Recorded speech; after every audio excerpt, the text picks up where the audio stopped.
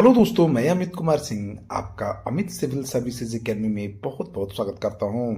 दोस्तों, मैं आज आपके लिए सितंबर 2025 के सभी बिहार करंट अफेयर्स लेकर हाजिर हूं। दोस्तों, इसमें बिहार से निकलने वाले प्रमुख अखबारों का निचोड़ शामिल है। दोस्तों, ऐसा बिहार का करंट अफेयर्स आपको यूट्यूब चैनल पर नहीं मिलेगा, क्योंकि इस कुछ ही अखबारों को पढ़कर उसका निचोड़ इसमें शामिल किया, तो ये बहुत ही इंपॉर्टेंट वीडियो सेशन हो जाता है। तो जुड़ जाइए हमारे channel Amit civil services academy से, आपको यहाँ पर पीडीएफ भी प्राप्त होगा। तो चलते हैं आज के पहले क्वेश्चन की तरफ।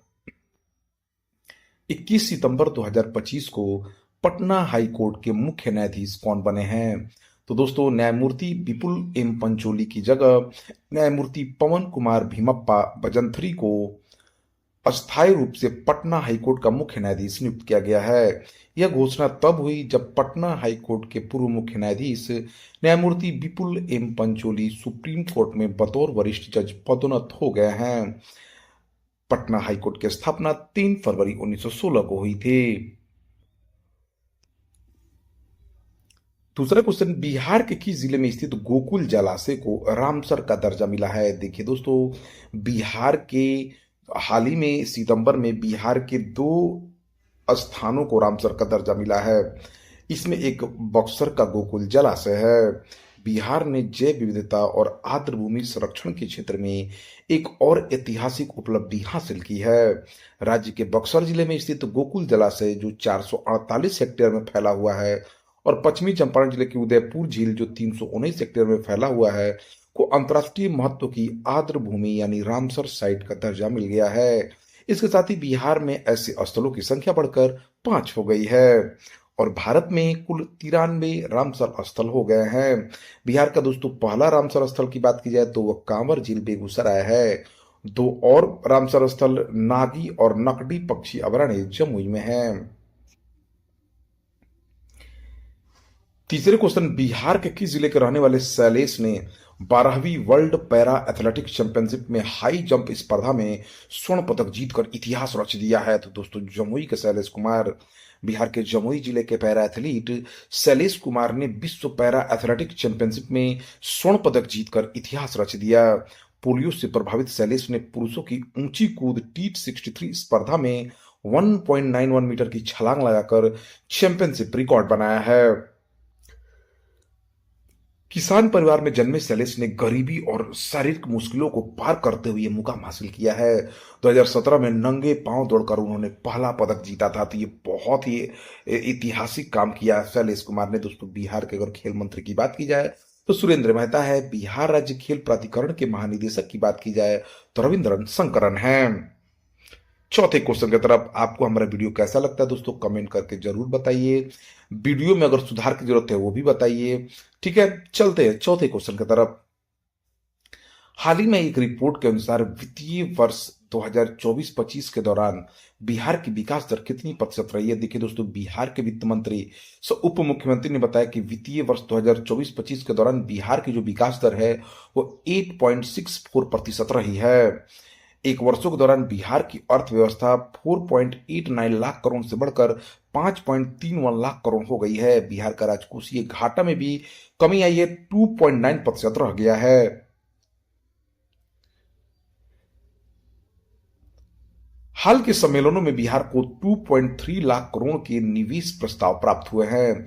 वित्त मंत्री ने बताया कि मक्का, मखाना, लीची, भिंडी और मशरूम उत्पादन में बिहार पूरे देश भर में पहले स्थान पर है। तो याद रखिए दोस्तों, 2024-25 के दौरान जो बिहार की विकास दर है 8.64% रही है।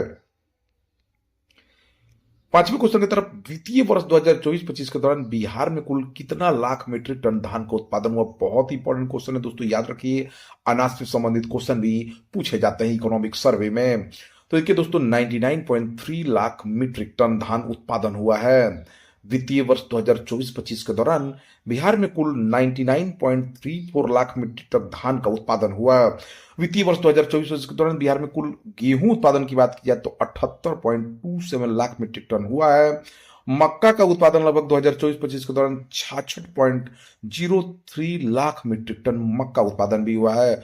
अगर कुल अनाज के उत्पादन की बात की जाए तो बिहार में कुल 2024-25 वित्तीय वर्ष के दौरान 71.05 लाख हेक्टेयर क्षेत्रफल में 249.21 लाख मीट्रिक टन खाद्यान्न का उत्पादन हुआ है। उक्त बातें बिहार के उप मुख्यमंत्री सह कृषि मंत्री विजय सिन्हा ने बताई हैं, तो इसको ध्यान रखिए। छठवें क्वेश्चन का उत्तर, सितंबर 2025 में बिहार के किस विभाग को 101वें स्कॉच अवार्ड में स्वर्ण पदक मिला है? तो श्रम संसाधन विभाग को। श्रम संसाधन विभाग को 101वें स्कॉच अवार्ड कार्यक्रम में सरकारी आईटी सेंटर ऑफ एक्सीलेंस के लिए स्वर्ण पदक मिला है। बिहार के 151 आईटीआई को सेंटर ऑफ एक्सीलेंस बनाने के लिए टाटा टेक्नोलॉजीज के साथ समझौता ज्ञापन पर हस्ताक्षर किया गया है।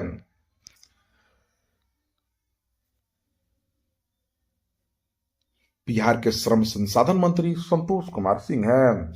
इसके साथ साथ दोस्तों, दिल्ली में आयोजित स्कॉच अवार्ड के 102वें संस्करण में बिहार कृषि विभाग को स्कॉच गोल्ड अवार्ड 2025 भी प्रदान किया गया है।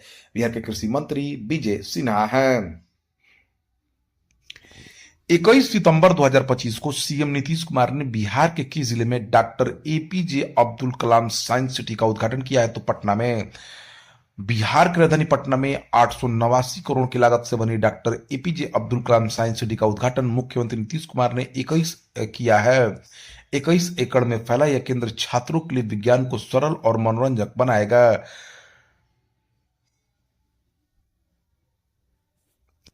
करीब 20.5 एकड़ भूमि पर बनी इस भव्य साइंस सिटी को महान वैज्ञानिक और पूर्व राष्ट्रपति डॉक्टर कलाम की स्मृति में तैयार किया गया है। सितंबर 2025 में बिहार में न्यूनतम मजदूरी दर बढ़कर कितनी कर दी गई है? तो 428 रुपए। श्रम संसाधन विभाग ने बिहार में सभी प्रकार के अकुशल मजदूरों की न्यूनतम मजदूरी बढ़ाकर 428 रुपए तथा अर्धकुशल मजदूरों की मजदूरी दर 444 रुपए तथा कुशल मजदूरी दर 541 रुपए और अति कुशल मजदूरी बढ़ाकर 660 रुपए निर्धारित की है। बिहार के किस जिले में 500 मेगावाट का सोलर बिजली घर का निर्माण किया जाएगा? तो पश्चिमी चंपारण में। बिहार के ऊर्जा मंत्री विजेंद्र प्रसाद यादव ने बिहार के पश्चिमी चंपारण जिले में 500 मेगावाट के सोलर बिजली घर बनाने की घोषणा की है। कोल इंडिया लिमिटेड ने इस सोलर बिजली घर को बनाने की जिम्मेदारी ली है। बिहार सरकार ने 20,000 मेगावाट सोलर बिजली उत्पादन का लक्ष्य रखा है। बिहार में प्रति व्यक्ति बिजली खपत 363 किलोवाट आवर है। इसके साथ साथ दोस्तों, बिहार के लखीसराय जिले के कजरा में देश का सबसे बड़ा बैटरी आधारित सोलर बिजली घर भी बन रहा है। नेशनल इंस्टीट्यूशनल रैंकिंग फ्रेमवर्क 2025 की सूची में बिहार राज्य का कौन सा संस्थान प्रथम स्थान पर आया है? तो डॉक्टर राजेंद्र प्रसाद केंद्रीय कृषि विश्वविद्यालय। नेशनल इंस्टीट्यूट रैंकिंग फ्रेमवर्क 2025 की सूची में डॉक्टर राजेंद्र प्रसाद केंद्रीय विश्वविद्यालय प्रथम स्थान पर आया है। ओवरऑल रैंकिंग में डॉक्टर राजेंद्र प्रसाद केंद्रीय कृषि विश्वविद्यालय को 14वां स्थान मिला है। आईआईटी पटना को इंजीनियरिंग श्रेणी में 19वां स्थान प्राप्त किया है। ओवरऑल श्रेणी में 36वां स्थान मिला है। 5 सितंबर 2025 को मुख्यमंत्री नीतीश कुमार ने बिहार में कहां पर लक्ष्मण झूला केबल सस्पेंशन पुल का उद्घाटन किया है? तो पुनपुन में। बिहार में मुख्यमंत्री नीतीश कुमार ने पटना जिले के पुनपुन प्रखंड में ऋषिकेश के प्रसिद्ध लक्ष्मण झूला की तर्ज पर निर्मित झूला पुल का उद्घाटन किया। पुनपुन नदी पर लगभग 83 करोड़ रुपए की लागत से निर्मित इस पुल का निर्माण किया गया है। पुनपुन पिंडदान स्थल के निकट स्थित यह नया पुल पितृपक्ष के मेले के दौरान तर्पण अनुष्ठान हेतु पुनपुन आने वाले श्रद्धालुओं के लिए अत्यंत सुविधाजनक होगा। इस अवसर पर मुख्यमंत्री ने पटना जिले में सड़क, बिजली और अन्य बुनियादी ढांचे से जुड़ी लगभग 1160 करोड़ की 17 विकास परियोजनाओं का उद्घाटन और शिलान्यास भी किया। इस वर्ष की शुरुआत में पटना जिले में प्रगति यात्रा के दौरान श्री कुमार ने स्थानीय जनता की मांगों के आधार पर कई परियोजनाओं को मंजूरी भी दी थी। इसके बाद मुख्यमंत्री ने दुल्हिन बाजार प्रखंड के लाला बदसरा गांव में जननायक कर्पूरी ठाकुर पुस्तकालय का उद्घाटन भी किया तथा सरदार पटेल के प्रतिमा का भी अनावरण किया है।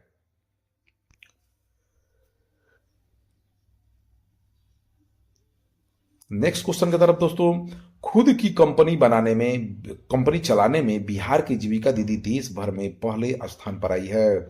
खुद की कंपनी चलाने में बिहार की जीविका दीदी देश भर में प्रथम स्थान पर आई है। दूसरे स्थान पर आंध्र प्रदेश की जीविका दीदियों का स्थान है।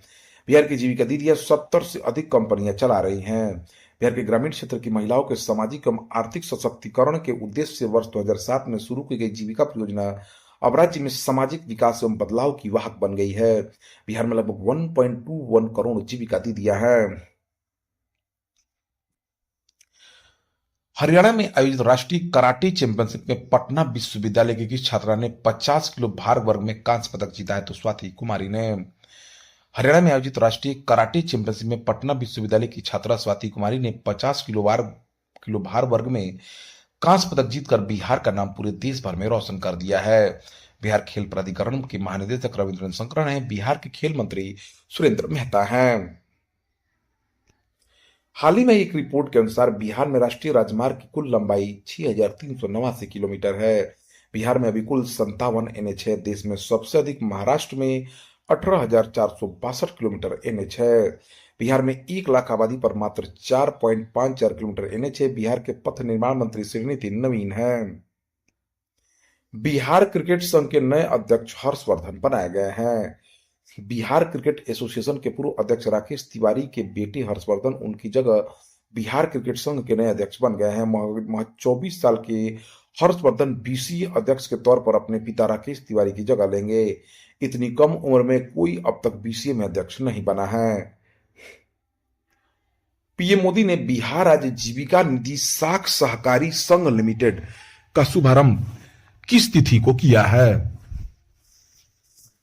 तो 2 सितंबर 2025 को पीएम मोदी ने 2 सितंबर को वीडियो कॉन्फ्रेंसिंग के जरिए बिहार राज्य जीविका निधि साख सहकारी संघ लिमिटेड का शुभारंभ करेंगे। इस अवसर पर पीएम मोदी ने संस्था के बैंक खाते में 105 करोड़ रुपए भी हस्तांतरित किया। जीविका निधि की स्थापना का उद्देश्य जीविका से जुड़े सामुदायिक सदस्यों को सस्ती ब्याज दरों पर आसानी से धन उपलब्ध कराना है। बिहार में कहां पर 575 करोड़ रुपए की लागत से विश्व स्तरीय स्टेडियम बनाया जाएगा? तो पुनपुन में। बिहार के पटना प्रमंडल के पुनपुन अंचल के डुमरी गांव के लगभग 101 एकड़ भूमि में 575 करोड़ रुपए की लागत से विश्व स्तरीय स्टेडियम बनाया जाएगा। राज्य शिक्षक पुरस्कार 2025 के लिए बिहार के 72 शिक्षकों का चयन किया गया है, जिनमें 43 शिक्षक तथा 29 शिक्षिका शामिल हैं। बिहार के शिक्षा मंत्री सुनील कुमार हैं। बिहार के कितने जिलों में राष्ट्रीय स्तर का हस्तकरघा क्लस्टर बनाया जाएगा? तो 5 जिलों में। बिहार के 5 जिलों मधुबनी, गयाजी, भागलपुर, नालंदा, बांका में राष्ट्रीय स्तर का हस्तकरघा क्लस्टर बनाया जाएगा। बिहार के उद्योग मंत्री नीतीश मिश्रा हैं। बिहार परिवहन विभाग ने बिहार में बढ़ते ध्वनि प्रदूषणों को कम करने के लिए हर एक सप्ताह के किस दिन को हॉर्न फ्री डे घोषित किया है? तो रविवार को। राज्य के सभी शहरों में हर रविवार को हॉर्न फ्री डे घोषित किया गया है। इसके तहत वाहन चालक अनावश्यक गाड़ियों के हॉर्न बजाकर बेमतलब का ध्वनि प्रदूषण नहीं फैलाएंगे। बिहार के परिवहन मंत्री शीला कुमारी हैं।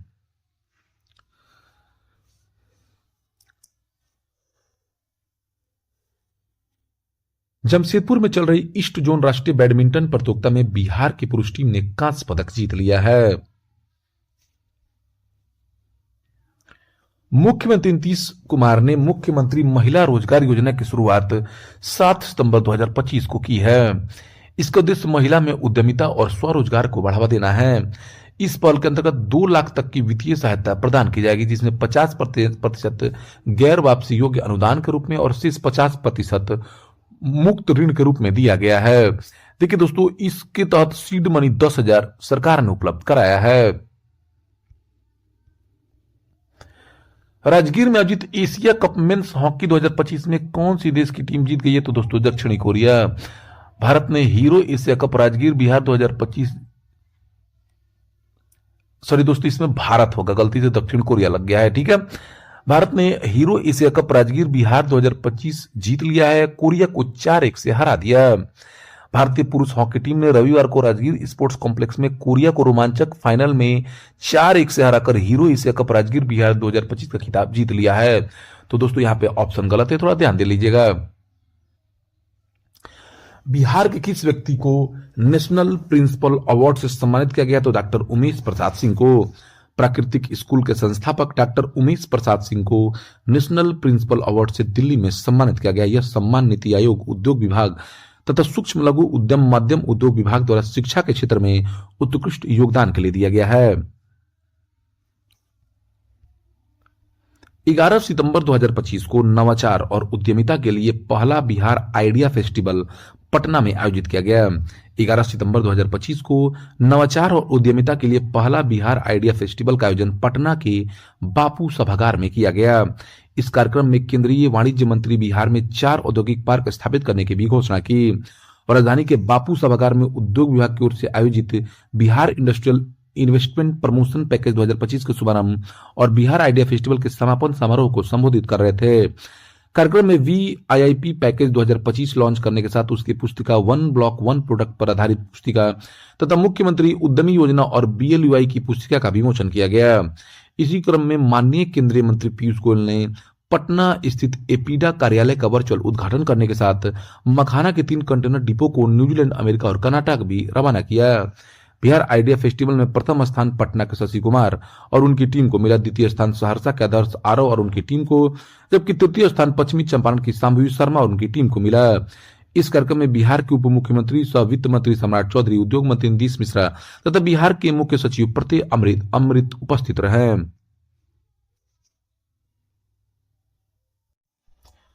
बेंगलुरु में आयोजित सुब्रतो मुखर्जी फुटबॉल टूर्नामेंट 2025 के सब जूनियर बालक वर्ग अंडर 15 बीए में बिहार की टीम ने रजत पदक जीता है। बिहार की Vindhyachal international school Muzaffarpur team इसमें उप विजेता बनी। इस जीत के लिए खेल प्राधिकरण के महानिदेशक रविंद्र शंकरन ने बधाई दी है। बिहार कला पुरस्कार से कितने व्यक्तियों को सम्मानित किया गया? तो 52 व्यक्तियों को। बिहार कला संस्कृति विभाग ने गायिका कल्पना पटवारी, भरत शर्मा व्यास, भरत सिंह भारती, पद्मश्री बउआ देवी, दुलारी देवी, अशोक विश्वास सहित 52 कलाकारों को बिहार कला पुरस्कार से सम्मानित किया है। राष्ट्रीय पुरस्कार में चित्रा प्रसाद, कल्पना पटवारी, पद्मश्री दुलारी देवी, पद्मश्री बउआ देवी और रत्नेश्वर प्रसाद और अशोक विश्वास को मिला है। लाइफ टाइम अचीवमेंट पुरस्कार से अनिल बिहारी, सुमन कुमार, पद्मश्री निर्मला देवी, भरत सिंह, पद्मश्री शिवन पासवान और भरत व्यास को सम्मानित किया गया है। राष्ट्रीय सांख्यिकी कार्यालय द्वारा जारी आंकड़े के अनुसार बिहार की अर्थव्यवस्था में प्राथमिक, द्वितीयक तथा तृतीयक क्षेत्र का योगदान क्रमशः 22.75, 23.18 और 54.45 है। ठीक है, प्राथमिक क्षेत्र यानी दोस्तों कृषि क्षेत्र, द्वितीयक क्षेत्र यानी उद्योग क्षेत्र और तृतीयक क्षेत्र सेवा का क्षेत्र है। राष्ट्रीय सांख्यिकी कार्यालय द्वारा जारी आंकड़े के अनुसार बिहार की अर्थव्यवस्था में प्राथमिक यानी कृषि क्षेत्र का योगदान 22.75%, तृतीयक यानी उद्योग क्षेत्र का योगदान 23.18% और तृतीयक क्षेत्र का यानी सेवा क्षेत्र का योगदान 54.45% है। बिहार अब देश में दूसरी सबसे तेजी से बढ़ती अर्थव्यवस्था बन गया है। बिहार की प्रति व्यक्ति आय 76,940 रुपए हो गया है। बिहार के वित्त मंत्री सम्राट चौधरी है। बिहार के किस जिले के रहने वाले श्रेयांश झा ने एशिया अंडर 15 स्क्वैश रैंकिंग में प्रथम स्थान प्राप्त किया? तो दरभंगा के रहने वाले हैं। बिहार के दरभंगा जिले के रहने वाले श्रेयांश झा ने एशिया अंडर 15 स्क्वैश रैंकिंग में प्रथम स्थान प्राप्त किया है। इस उपलब्धि पर बिहार के मुख्यमंत्री नीतीश कुमार ने उन्हें बधाई दी है। बिहार के खेल मंत्री सुरेंद्र मेहता है। 15 सितंबर 2025 को पीएम मोदी ने बिहार के किस जिले में नए हवाई अड्डे का उद्घाटन किया था? दोस्तों पूर्णिया में। पीएम मोदी ने नरेंद्र मोदी ने 15 सितंबर 2025 को बिहार के पूर्णिया जिले में लगभग 40,000 करोड़ के विकास कार्यों का शिलान्यास किया। पूर्णिया बिहार का चौथा एयरपोर्ट जहां से उड़ान की सुविधा बहाल हुई है। प्रधानमंत्री ने भागलपुर के पीरपैंती में 800 मेगावाट की 3 ताप विद्युत इकाइयों का शिलान्यास किया। यह बिहार में निजी क्षेत्र का सबसे बड़ा निवेश होगा। 25,000 करोड़ रुपए का निवेश इसमें किया जाएगा। श्री मोदी ने Kosi Mechi intra state river link project के पहले चरण का शिलान्यास की भी घोषणा की, जिससे पूर्वी कोसी मुख्य नहर का विकास होगा। इस विस्तार से लाखों हेक्टेयर भूमि में सिंचाई की सुविधा प्राप्त होगी और बाढ़ की चुनौती से निपटने में भी मदद मिलेगी। पीएम मोदी ने मखाना बोर्ड की भी शुरुआत की है। सरकार ने मखाना क्षेत्र के विकास के लगभग 475 करोड़ की योजना को मंजूरी दी। देश के कुल मखाना उत्पादन में बिहार का योगदान लगभग 90% है। मधुबनी, दरभंगा, सीतामढ़ी, सहरसा, कटिहार, पूर्णिया, सुपौल, किशनगंज और अररिया जैसे प्रमुख जिले मखाना उत्पादन के प्राथमिक केंद्र हैं। पीएम मोदी ने विक्रमशिला कटरिया के बीच 2170 करोड़ रुपए से अधिक की लागत पर रेल लाइन की भी आधारशिला रखी, जो गंगा नदी के पार सीधा रेल संपर्क प्रदान करेगी। इससे गंगा के पार सीधा रेल संपर्क उपलब्ध होगा।